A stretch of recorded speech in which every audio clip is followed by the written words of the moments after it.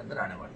Colonel Sonaram का कल निधन हो गया। आप बड़े नेता थे, आपके साथ भी सांसद। देखिए, कर्नल साहब बहुत बेबाक और मजबूत थे। जाट आरक्षण आंदोलन का जब संघर्ष चला 99 98 के दौर के अंदर, जब यूनिवर्सिटी का प्रेसिडेंट था, और चूंकि मैं यूनिवर्सिटी का प्रेसिडेंट था उस समय, मैं तो साथ घूमता था पूरे राजस्थान में, लेकिन कांग्रेस का एक ही नेता, वो कर्नल सोनाराम थे, जो गहलोत के खिलाफ मोर्चा खोल के जाट आरक्षण आंदोलन के अंदर हर रैली में भाग लिया। वो दमदार थे, मजबूत थे, एक दबंग आवाज थी किसानों की देश के अंदर। 4 बार सांसद, 1 बार विधायक, और हमेशा उन्होंने किसान की बात पार्लियामेंट के अंदर, विधानसभा मजबूती से कही, और सत्ता के खिलाफ भी भिड़ जाते थे। उनकी लड़ने भिड़ने की आदत थी। आज हमारे बीच वो नहीं रहे।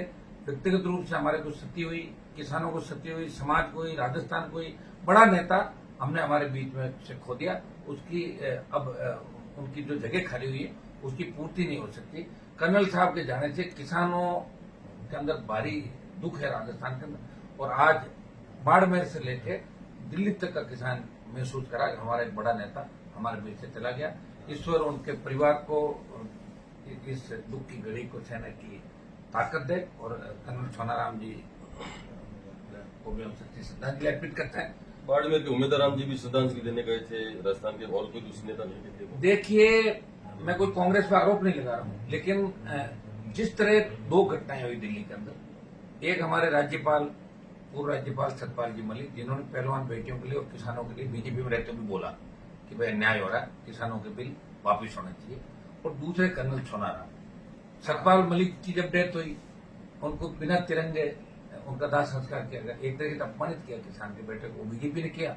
और कर्नल साहब का जो अपमान है कांग्रेस पार्टी ने इसलिए किया कि आज हाउस चल रहा है, उसके बावजूद कोई कांग्रेस का बड़ा नेता कर्नल साहब को श्रद्धांजलि देने नहीं गया। और 8:30 बजे हॉस्पिटल से लेके और वो एयर एम्बुलेंस से बॉडी लेके बाड़मेर गए। वो देश के नेता थे।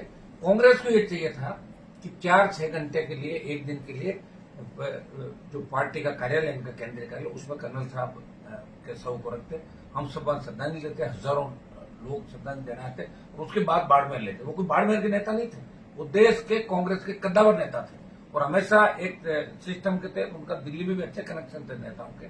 और इसमें मैं कांग्रेस पार्टी का भी ध्यान आकर्षित करूंगा। कांग्रेस क्या करी थी भाई? एक व्यक्ति कोई जाके बैठ गया, लेकिन कर्नल साहब को हॉस्पिटल के अंदर डेथ होने के बाद मोर्चरी में ले जाया गया। बताओ, ये कितना बड़ा अपमान है।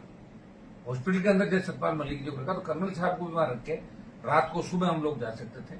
और ये ड्यूटी कांग्रेस पार्टी की थी।